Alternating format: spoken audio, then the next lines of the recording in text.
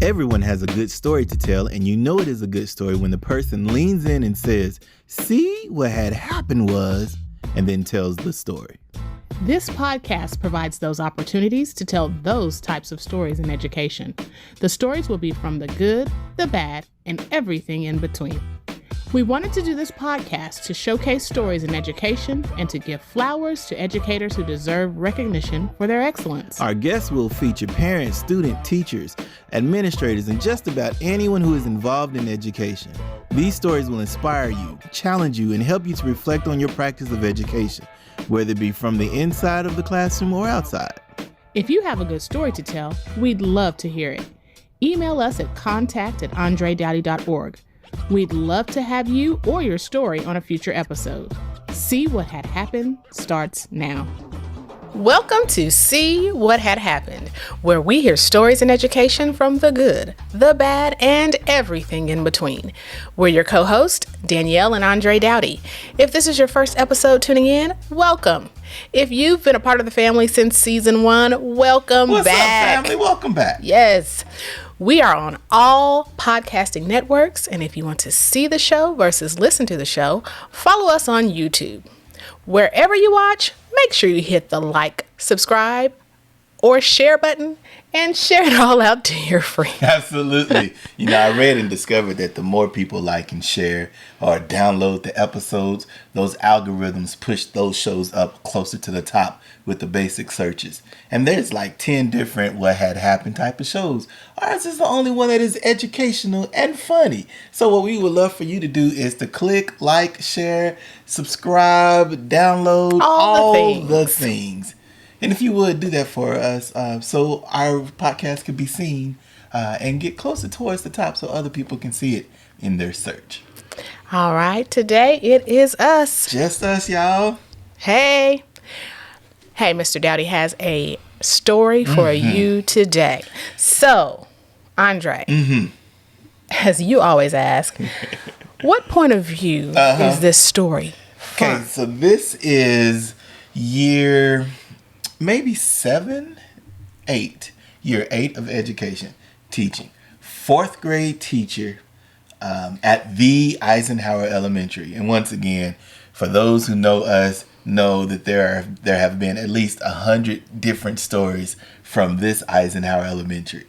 We could have been like that Abbott Elementary now, because Eisenhower was just that funny. So this is a 4th grade story. I am a teacher. Eisenhower Elementary. All right, set it up. Don't forget to say, "See what had happened." Tell us about it. So here's the setup. At this stage of the game, I was pretty well versed in big crowds of teaching. I knew that I could handle any class above 50. And so I had a teammate who was with me named Mrs. Geary. And so she took half the class. I took the half the class. We switched in the afternoon and had it. And then at that time, there weren't very many black male teachers. And so I was a 4th grade black male teacher. Our good friend, Mr. P, was a 5th grade black male teacher. And so we know what comes with the territory of being a black male teacher in the elementary setting. We're going to have people to have crushes on us. Whether it be students who accidentally start to crush on us, whether it be parents, whether it be other staff members at other schools, like we get it. We're not used to being in those settings. And so when they see somebody who really cares for their student, or they see someone who's really passionate about education, we know the crushes are going to happen. Hey, I crush on you every day. Every day. Hey, so boo. This is when the tide turned. See, what had happened was Dun, dun, dun. that entire year, I'm teaching like my heart is on fire. If you've ever heard me speak in public, or even just by listening to the podcast, you feel the personality come out. This is the same that I'm doing off camera, on the stage, in the classroom, all of that good stuff. And in our classroom, we had a girl. What should we name her? Crush. So we had a girl. We had a girl named Crush, and Crush was was very developed. I guess is a good way to say it. Crush appeared to look like she could have been 7th, 8th grade, but she was in the 4th grade. Very tall, beautiful young girl child. And Crush was very intelligent as well. Crush knew the streets. She also knew the books. Crush very, very seldom made under a 94. Like everything that she had, everything that she did, she was at the top of her game. And she knew street life as well. And so here I am teaching with my heart is on fire, and we're all in the class and everybody's working hard and all that. And we would do journal times. Coming in from lunch, coming in from recess to reset your mind, to reset your, and just write. And we would do various topics. And those topics were topics that I also knew. And so we've talked hip hop, we've talked wrestling, we've talked shopping, we talked style, we talk, you name it, music. And so all of the students are like, Mr. Doughty, you cool. And I'm like, duh, yes, I'm cool. Do you not see me? I got swag, all that good stuff. And so Crush, I could see the glisten in Crush's eye, but it's cool. You're a student. I'm a teacher. Ain't nothing gonna happen. Parent-teacher conferences would come. Crush and her family would come up, and they would want to stick around after the parent conference. Normally, it's 15 minutes and you move on. The next group comes in, and they're wanting to talk 30 minutes, and I don't mind because I'm a talker. Yes, you are. Let's talk for 30 minutes. Let's keep going. That's not a big deal at all. But for whatever reason, Crush just always wanted to be around. We had an after-school program. Crush and her baby brother were around. That's cool. Baby brother, come on in here with this after-school program. Get you this learning too. We would do basketball after school sometimes. Crush would stick around. We would do outdoor like kickball or soccer or whatever. Crush would stick around. Didn't think anything of it at all. You didn't think of anything of it at all as well, correct? Correct. Yeah. So here we are just doing life as normal. And one day I get a email from my principal, our principal, Mrs. Houston. And Mrs. Houston says, Doughty, we're going to bring somebody to cover your class. Watch your class and come to the office when they get here. I was like, okay, anything special you need me to bring something? So I'm thinking, first, is this a prank? Because we would prank each other like that. Second, like, okay, if I'm on the way walking there, by the time I get there, do you need me to pick up anything? Like, do you need me to grab these papers from the copy machine? Any of this stuff? She said, no, just get here quick. And her voice was very serious tone. Okay, no big deal. Someone came to cover the class. Told the students, hey, students, check this out. I got to run real quick to the office. It takes forever to get there. I'm making it jovial, joking. Students still on task. They go back to work. Whoever was watching the class, watch the class. I walk to the office. I get in the office and I say hi to everybody like I normally do in the office. And all of them gave me the mama face. Can you show them what the mama face looks like? For those who are listening, the mama's face is, you're in trouble. And if it's corporal punishment or if it's a spanking or if it's you're about to be grounded for 7 years, that type of face. And so I'm like, why is everybody so serious in here? And I'm giggling and I'm trying to crack a joke. And everybody in that office staff was not having it. I said, okay. And then one of the office staff managers, Mrs. A, she says, in there, Doughty, and with a serious mama tone. And I'm like, oh my goodness, something's going on. So I walk inside this office and I see Crush's mom and 2 of Crush's uncles. And I said, okay, so there must have been a fight on the bus coming here. They're wanting to find out what's going on. So yeah, I'll come in. And I greet them like I normally greet every parent. I look at Houston. Mrs. Houston is giving me the serious face. They are giving me a face. And one of the uncles got his hands in the inside of his coat. And so, very observant. I'm looking. And And I'm like, hi, good, so good to see you, Crush's mama. Family, what's up? How we doing? And then Mrs. Houston hands me a journal. The journal that our students have been writing in. The journal that I never looked and picked up to read because I wanted them to have their own personal space to share their thoughts. And inside of this journal, Crush, from maybe September all the way to the present time, which was like second semester, she had written about how she and I were in a relationship. A sexual relationship. Push pause. How did you feel when you first heard about this story in the office? I was angry because I knew it wasn't true. And it was the stigma that could be placed on you and your reputation. And just the feeling of somebody just outright lying on you. I didn't know it was a journal. I just thought it was accusations of things that you've done, that you potentially had done through her eyes. So I just felt like, this is not true. Why is she lying? Why is the little girl lying on my husband? And and now her parents and her family's involved, and just Drake, you could lose your job. I mean, all the things. Yeah.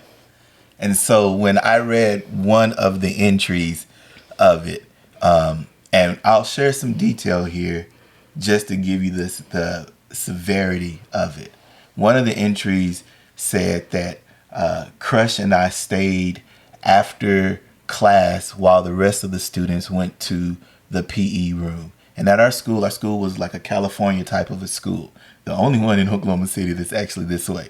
Where our classroom was on this side of the campus, like the east side of the campus. And then you literally have to move 3 or 4 buildings and walk outside to get to the gym, which was on the west side of the campus. So that's at least a 6-minute walk from one side to the other. And so in her journal, in detail, she said that we took the class and the class left to make their journey. And I told her to stay behind. And I gave her a wink, and she knew exactly what stay behind meant. So while I am taking the kids to the gym, she takes off her clothes and she lays on one of the tables that we have. So when I come back into this room, I will see a naked girl, and then I will kiss all of her body from the top to the bottom. And she's given such graphic details how Mr. Daughty enjoyed every kiss and how I oohed and ahed. And I said, but Mr. Daughty, I'm so young. And how Mr. Doughty's like, I love you, young, and I want to be with you, and this is how I show you how I want to be with you, and how I'm kissing her breast and kissing her waist and kissing below her pelvic area, and how she is conflicted because she knows it is not right, but it feels so good, and so she's willing to keep this secret for me. And then afterwards, how I help her to finish. And then I insert my part into her part, and how we both have to stay quiet because next door is a class teaching. And so while I am reading this journal, I look up at the parents and the 2 uncles, and now I know why everybody in this office is pissed off. I 100% believe them uncles had guns in the inside of their coat. And so Houston looks at me. She says, Doughty. And I was like, no. And then Houston turns the page to another book of the page, just openly turns it. And then I read that one. And that one was so much detail of, once again, they go to lunch. It's just us in this room. And I know as a teacher, you never ever close the door in a room.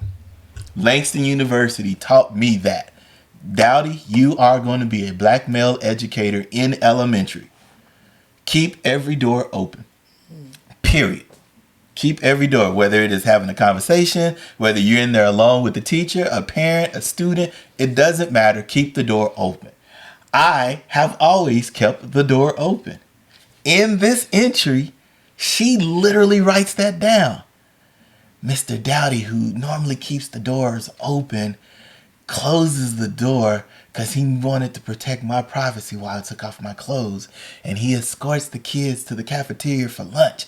And instead of doing lunch duty, he comes back to me and he unlocks the door so no one can come in. And then she talks about how she performed fellatio on me for 10 to 15 minutes until I... And it's on her clothes.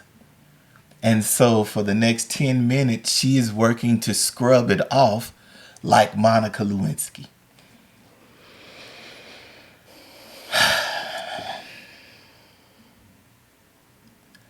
While reading the journal, my first thought was, I'm ruined. I'll never teach again. I'll be in jail. But not just in jail, I will be under that jail cell. And I think at that point we had Jaden And Kimberly. Oh, we had both of them. Yeah. Yeah. Yeah. So they would have been without a father. Yes. Based on a lie. Based on a lie. A continual lie.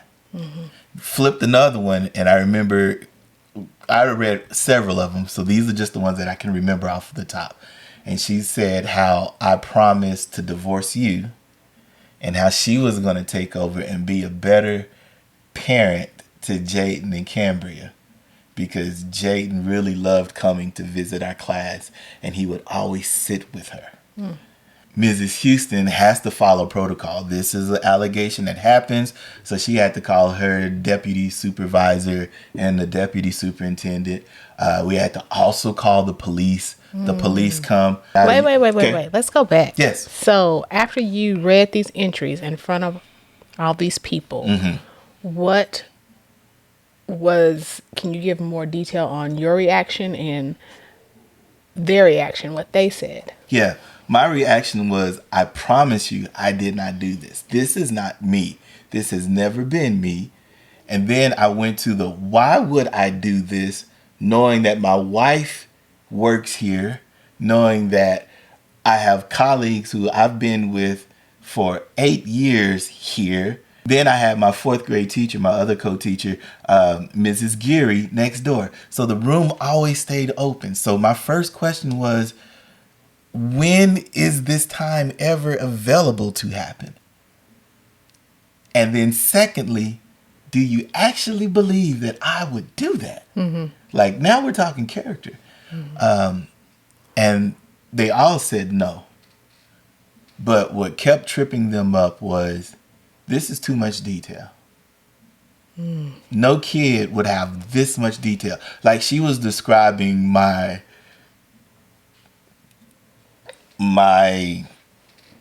thing, and she was describing it to a T without describing it to a T. Mr. Doughty was this long and he has this thing and this is how this is, and I mean just such a detailed description to the point where when the police came, they said, well, Mr. Doughty, kind of like Michael Jackson, Mr. Doughty, after the allegations, we got to check. Because if it is close to what she said, we really got an issue. And they said, well, how does she know so much detail during these things? And I said, that's not my problem. I don't know. So then that's when the parent, the mom and the uncles got mad. Y'all blaming us for this? And then they got really excited and aggressive. And I said, no, I'm not putting blame on anything. I'm just telling you, I didn't do it. So I'll work with you and the police. We'll figure out what's going on. But I can 100% on my mama tell you, I did not do this. I can give that to you right now. I will sell my house and my car, telling you I'll put everything on that. I know I didn't. They didn't believe me. Police come, fill out the report, the form.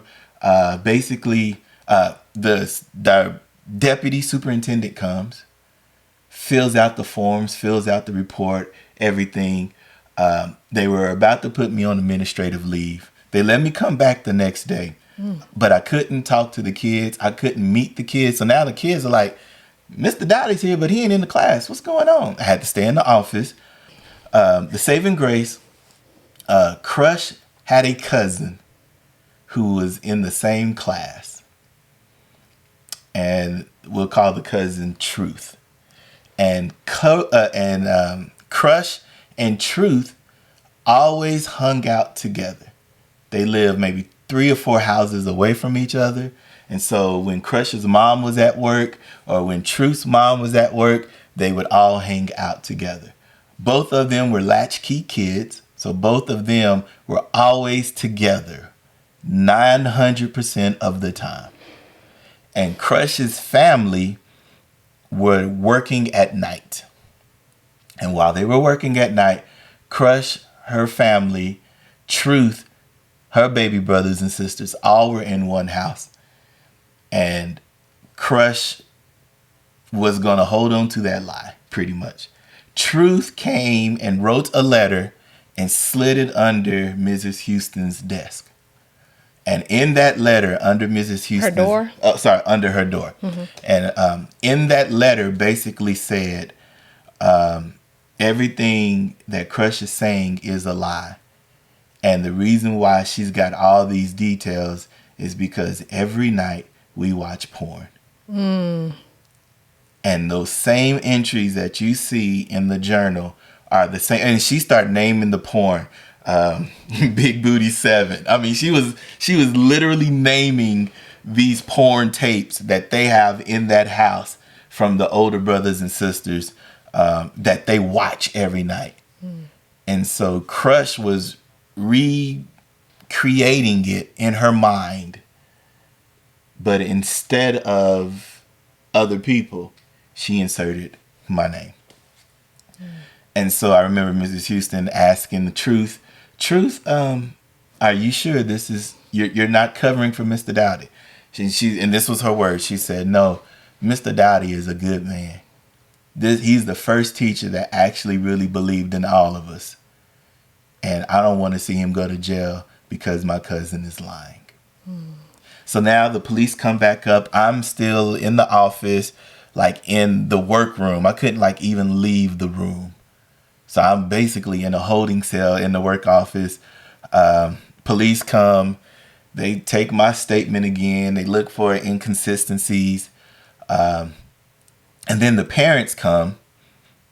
And we all have this big conversation again. And the parents are still pissed because the parents haven't heard this information from Truth. And so the parents are like, we're ready to press charges, get the gun. The lawyer came with the parents. I mean, I know I'm gone. I knew it. So I'm sitting there and I look at Miss Houston and she said, don't say a word. Sit tight. Just listen. And so I sat there ready to cry because the police are there. Several of them are there. The family is still there. The lawyer is still there. And then they came in guns a-blazing, the parent and the family.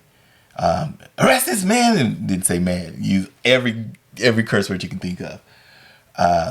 And then they were like, why is he back up at the school? He should be, we need to file charges. And then Miss Houston passed the letter to the parents and had the parents to read it. And the mom was like, oh, this is a lie. This is a lie. And so then they invited Truth to come. And so Truth comes to the conference room, and Truth had to just imagine the bravery she had to do. She had to talk to her aunt and her 2 uncles and say, y'all know good and well, y'all got these videos in your house we've been watching. And the courage for this little 4th grader to stand up for right when it could have been so easy just to stay quiet. That was the saving grace. So what happened after Truth came in and spoke the truth? After Truth came in and spoke the truth, they didn't believe her. They didn't want to believe her. The police were like, well, this is a closed case. The lawyer shut the folder, the binder, and the lawyer was ready to wrap it up and keep moving. The lawyer knew right then that this wasn't the case at all. That there was a lie. So they called in Crush. Crush came in smiling because she just knew, and this was her plan all along. She crafted this thing up. Crush comes in, and so now everybody has to have a conversation with Crush. And I have to leave. And so hearing the conversation, decades later, she sat down with the family, with Mrs. Houston, the principal. The counselor came in, Counselor Williams came in. They all sat down, and she basically said she knew the only way that she could get me as her man was she had to separate the family. And in order to separate the family, that meant that my wife had to leave me and my profession. So this plan was to do that, to put me in jail, keep me in jail for X years, and then she would come to visit me, and then I would love her. And then since she would be the only one there for me during that time, we would eventually be together and all of that. The conclusion of that was the parent said, well, since Crush is lying, no big deal. We're glad we cleared that up. Crush, come give us a hug and go back to class. And then I paused and I said, no, ma'am, no. And Mrs. Houston was like, what do you mean? The police were like, what do you mean? I said, my career was ruined. She can't be in my classroom anymore. Right. Period. Can't do it. Oh, you're being too rough. She's just a little kid. While they were ready, they were cussing you out. Yeah. And ready to put you in jail. Yeah. Oh, she's just a little kid. No. Give her grace. No. Well, Doughty, you see the bigger issue. The bigger issue isn't her crushing on you. There's some psychological things that need to be discussed here. Well, she can be psychoanalyzed outside of your classroom. Outside of my classroom. Mm-hmm. Yes. And I stood firm on that. I said, hey, I can't even say that this isn't personal. Because this is personal. Mm-hmm. Mm-hmm. You said you was going to kill my wife to get to my kids and say you was going to be the mother of my children. And then, no, you can't come back to my class. And then the police asked, did I want to file a report, restraining order.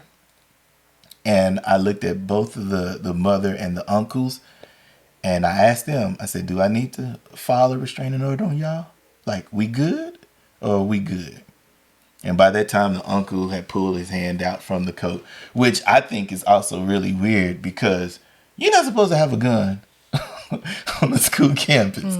And you had a gun on school campus and there were police right there. So she was no longer in my class for that rest of the year. This is your first time hearing some of the details.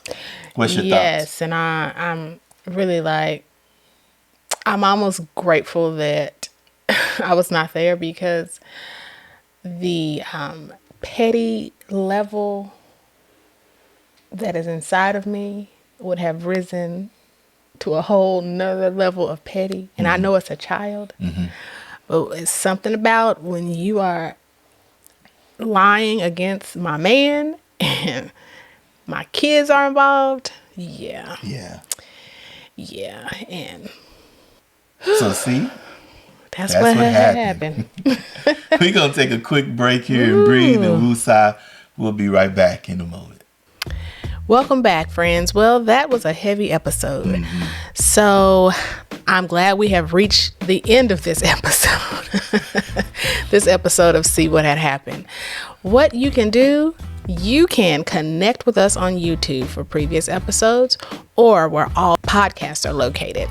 And don't forget to join us on the next episode of See What Had Happened. Bye. This podcast is a proud member of the Teach Better Podcast Network. Better today, better tomorrow, and the podcast to get you there. You can find out more at teachbetter.com/podcast.